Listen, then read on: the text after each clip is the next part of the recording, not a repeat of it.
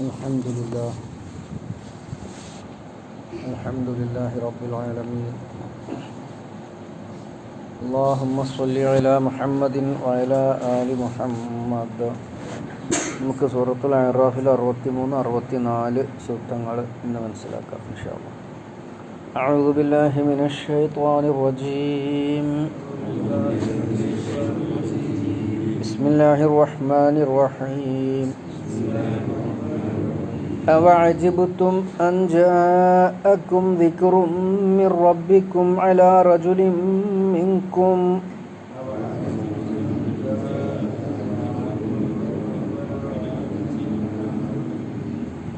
لِيُنْذِرَكُمْ وَلِتَتَّقُوا وَلَعَلَّكُمْ تُرْحَمُونَ.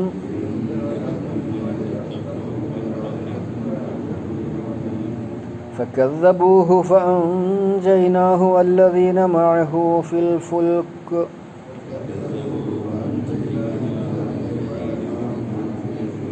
وأغرقنا الذين كذبوا بآياتنا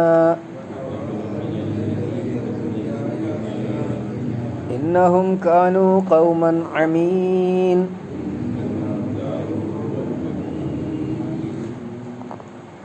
أوعجبتم, നിങ്ങൾ അത്ഭുതപ്പെടുന്നുവോ?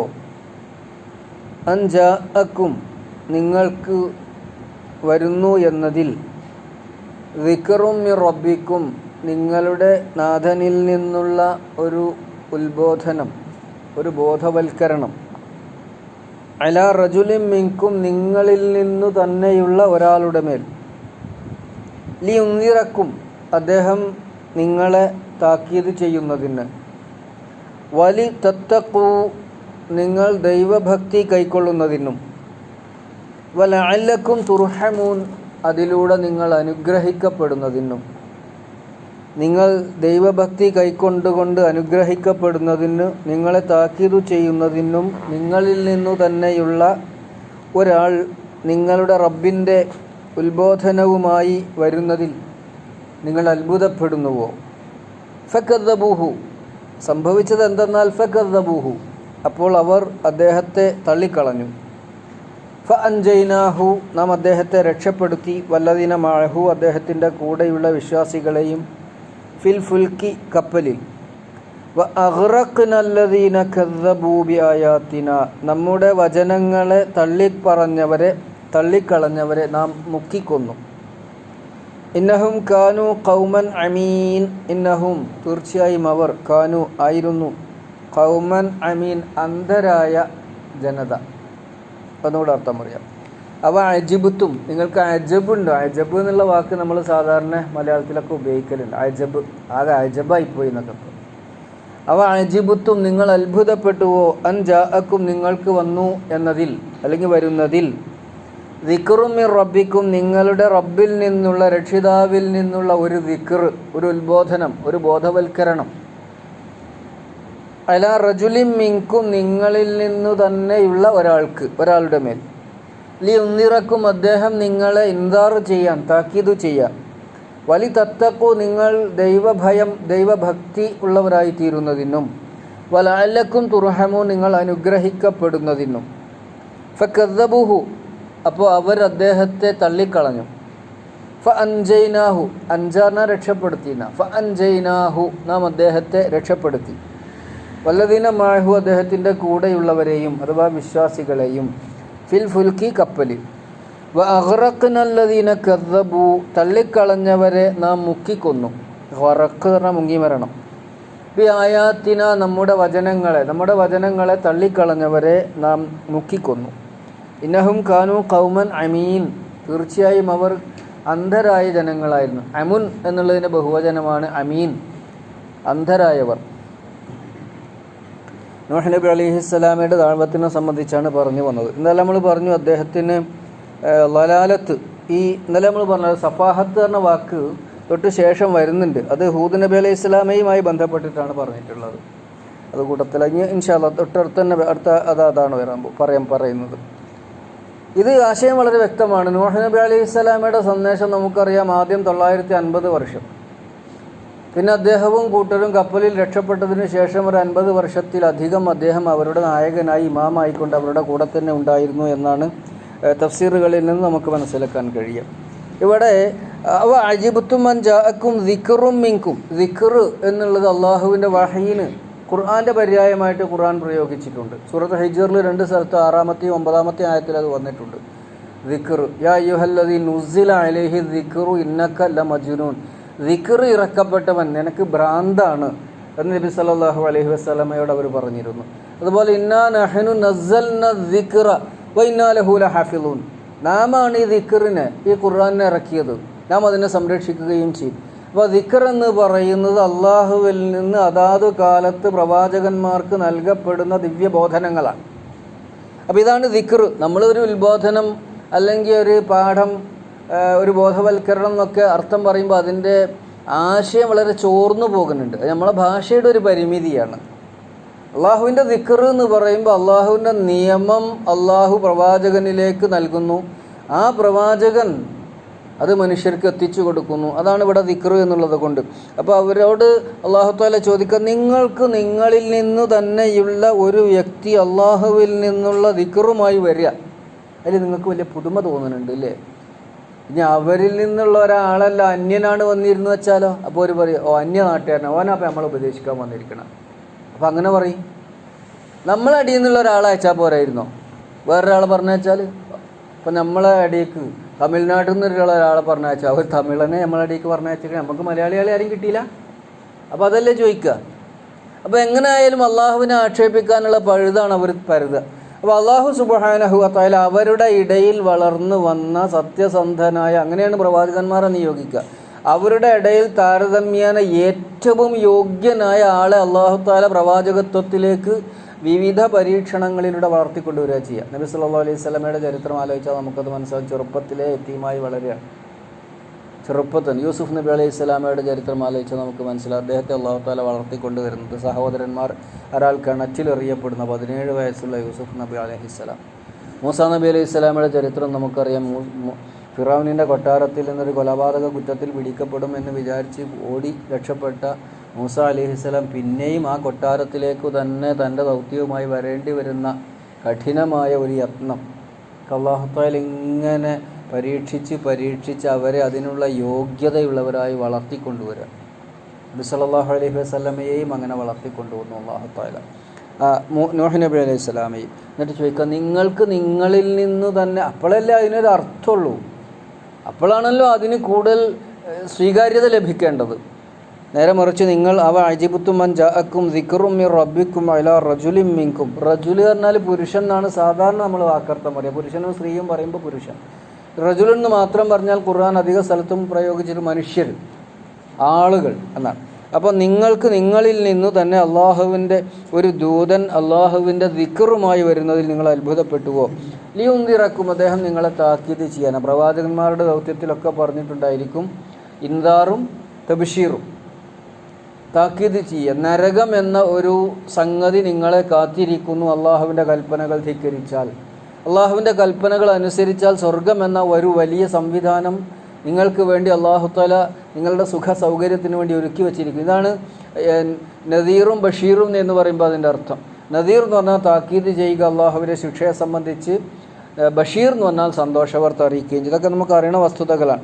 അപ്പോൾ അദ്ദേഹം നിങ്ങളുടെ ജീവിത നിലപാടുകൾ അള്ളാഹുവിൻ്റെ ഇഷ്ടത്തിനനുസരിച്ചായിട്ടില്ലെങ്കിൽ നിങ്ങൾക്ക് അള്ളാഹുവിൻ്റെ ശിക്ഷ ലഭിക്കും. അതൊരു പക്ഷേ ഈ ദുനിയാവിൽ തന്നെ ലഭിക്കാം, അല്ലെങ്കിൽ പരലോകത്ത് തീർച്ചയാണ് എന്ന് താക്കീത് ചെയ്യുവാനും, വലിതത്തഖു, നിങ്ങൾ ദൈവഭക്തി, തഖ്വ, ഇതൊരുപാട് വിശദീകരിക്കേണ്ട ഒരു സംഗതിയാണ്. എങ്കിലും ഒറ്റവാക്കിൽ നമ്മൾ ദൈവഭയം എന്നോ ദൈവഭക്തി എന്നോ അള്ളാഹുവിനോടുള്ള സൂക്ഷ്മത എന്നൊക്കെ അർത്ഥം പറയും.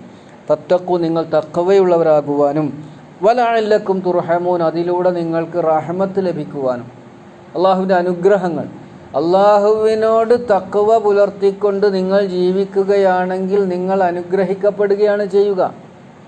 ആദ്യകാലത്ത് അല്പസ്വല്പം ഈ അള്ളാഹുവിനോട് തഖ്വ പുലർത്തി നിങ്ങൾ ജീവിക്കുമ്പോൾ ഉണ്ടാകുന്ന പ്രയാസങ്ങളൊക്കെ പിൽക്കാലത്ത് വലിയ അനുഗ്രഹങ്ങളായി മാറുകയാണ് ചെയ്യുക. നബി സല്ലല്ലാഹു അലൈഹി വസല്ലമയുടെ ചരിത്രം തന്നെ വായിച്ചാൽ നമുക്ക് മനസ്സിലാവും. അവസാനം അറബികൾക്ക് നബി സല്ലല്ലാഹു അലൈഹി വസല്ലമയുടെ നായകത്വത്തിൽ ജീവിക്കാൻ അവസരം കിട്ടുമ്പോൾ ഇതിലും വലിയ ഒരു അനുഗ്രഹം അവർക്കില്ല. അവരൊന്ന് അറബികൾ ഒന്നായി അവരുടെ വിവിധ ഗോത്രങ്ങളൊക്കെ ഒരേ പതാകക്ക് കീഴിൽ റസൂലിൻ്റെ കീഴിൽ സംഘടിക്കുകയാണ്.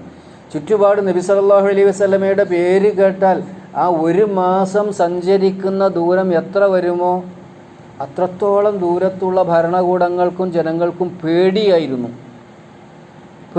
നബി സല്ലല്ലാഹു അലൈഹി വസല്ലമയെ സംബന്ധിച്ചു അദ്ദേഹത്തിൻ്റെ അനുയായികളുടെ വർത്തമാനത്തെ സംബന്ധിച്ചു. ഇങ്ങനെയുള്ള ഒരു സംവിധാനത്തേക്ക് അല്ലാഹു തആല അവരെ അനുഗ്രഹിച്ചു.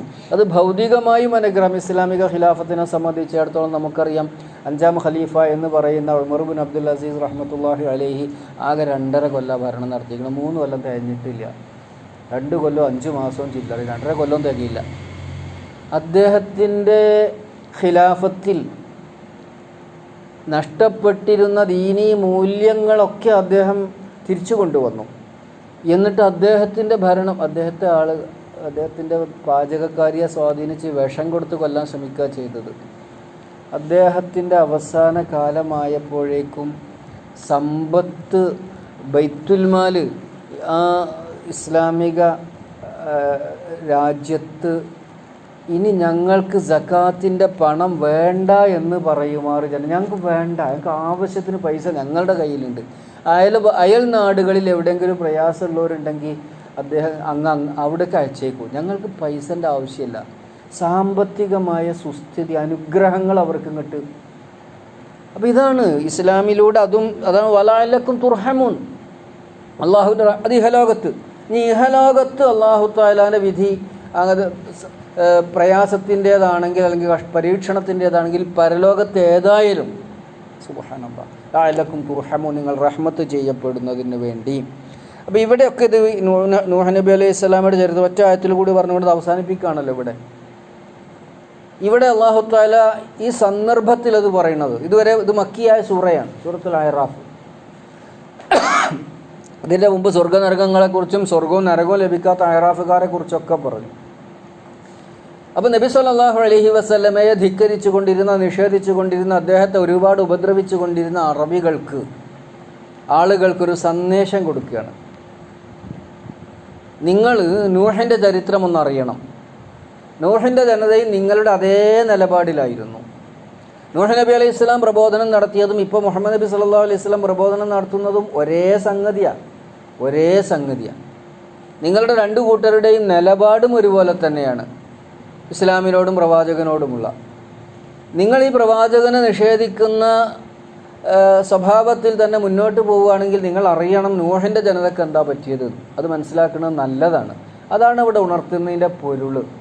നിങ്ങൾ ഈ പ്രവാചകനെ നിഷേധിക്കുന്നതിലും എതിർക്കുന്നതിലും മുന്നോട്ട് പോവുകയാണെങ്കിൽ നൂഹ് നബി അലൈഹിസ്സലാമയുടെ ജനതയ്ക്ക് എന്ത് സംഭവിച്ചു എന്നത് നിങ്ങളൊന്ന് ചിന്തിക്കുന്നത് നന്നാകുമെന്നാണ് ഈ സന്ദർഭത്തിൽ ഇത് പറയുന്നതിൻ്റെ പൊരുൾ.